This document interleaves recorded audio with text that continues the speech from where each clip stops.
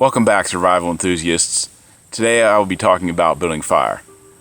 Building fire is number 3 on your priorities for survival. It is important to supplement your shelter in providing heat, boiling water to produce safe drinking water, providing light, cooking food, and signaling for help. To build a fire, you will need matches, tinder, kindling wood, bigger pieces of firewood to sustain your fire, and a place prepared to build the fire. You can buy survival matches that burn for a few seconds longer at most places that sell camping equipment. However, a book of matches like this is adequate as long as you know what you're doing. When you pick out your kindling wood, you need different sizes. I recommend starting off with small twigs such as this, about the size of a toothpick. And as your flame gets hotter, it will be able to ignite bigger pieces such as this. It's a little bit narrower than a pencil, and as it gets hotter, get on to even bigger pieces such as this, which is about as wide as your finger. You also need to make sure you get dry wood. So one of the things I recommend is finding dead branches. I recommend finding dead branches, such as the branches on the bottom of a tree trunk that may have been choked out from the sunlight and die off. And you can also find some of these branches laying on the ground if you're lucky.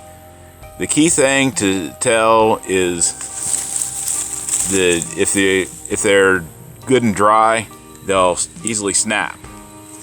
On the other hand, if you get something that's still alive or died just recently, instead of just snapping, it tends to splinter as you're breaking it off, and it'll be green inside. Tree bark can also come in handy for this. This bark, like I showed you earlier, is good for tinder. However, it burns out quick. You can also find pieces of wood with thicker bark like this. This wood in here I wouldn't try using because it's obviously wet. However, this bark on the outside is dry. You can easily pull it off and use it. I've set up my kindling wood with the smaller twigs leaning on top of these 2 larger twigs. The reason for that is so I can put my tinder underneath, in this case, some dried up bark, so that when I light my fire, or the tinder will start burning and flames will reach up, and when they're hot enough they will ignite the twigs above them. I also have some larger twigs close around so they can dry out until the fire is hot enough to put them on. When you're setting up your tinder and your kindling wood, it is important to set it up so you know exactly where you plan to put your match once you light it to start the fire. In this case, I will light right here, and I'm also going to set up some of my tinder over top because the wind is blowing from that direction, and I want to keep it from blowing the fire out till it gets stronger. When you light your tinder, you need to make sure that it doesn't run out of fuel before it gets hot enough to ignite your kindling wood. And even when the kindling wood starts going, you need to keep some more tinder. If there's a wet place in your kindling wood, sometimes that's enough to keep it from lighting that. And you need to keep your flame fueled until it gets hot enough to ignite the other wood.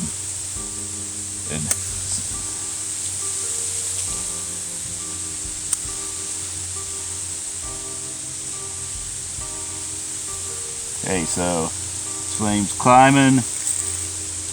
Soon it's going to ignite everything else around. As you see, it's starting to ignite the kindling wood. So as it goes, you want to start with your smallest pieces to add first, while the other pieces that are larger around are drying out.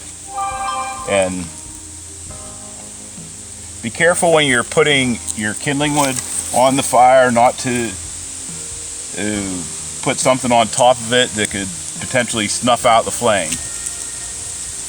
And as you can see, this this flame is going to go pretty good as the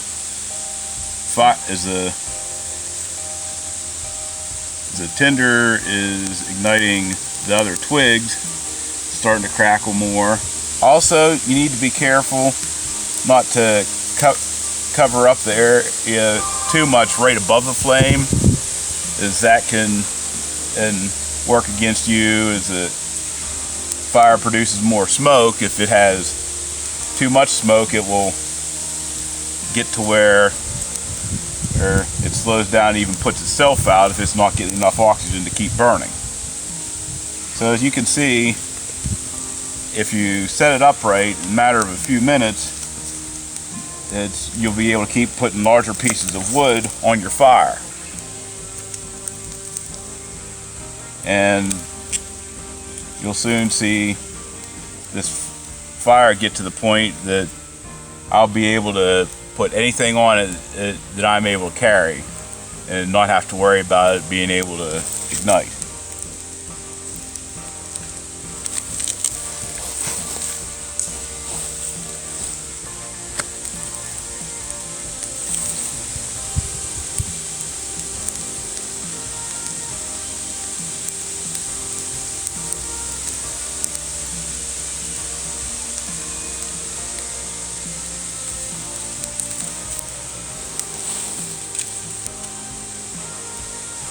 Now this larger piece might take a few minutes before it gets hot enough to burn that.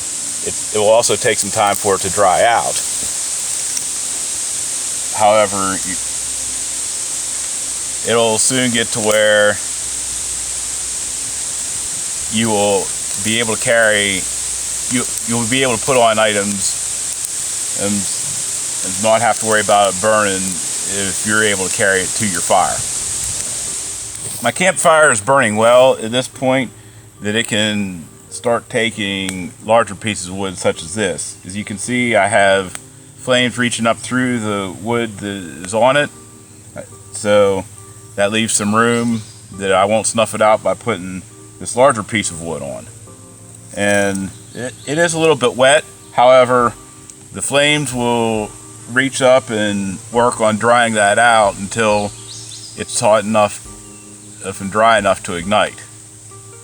And I can leave a larger piece like this on and work in the area close around here looking for more pieces of firewood larger than this to put on, and still watch it to ensure that my fire is not burning anything I don't want it to.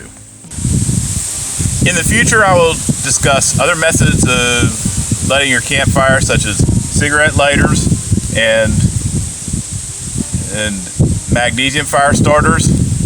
I'll also discuss some of the tinders that you can buy in most of your sporting goods stores where you find your camping gear at, and I'll review those products for myself and go over the advantages and disadvantages of each with you. Please remember to subscribe, like, and share these videos with your fellow survival enthusiasts. I also welcome any comments as to other methods you may know you'd like to share as well, or any comments about what else you would like to learn.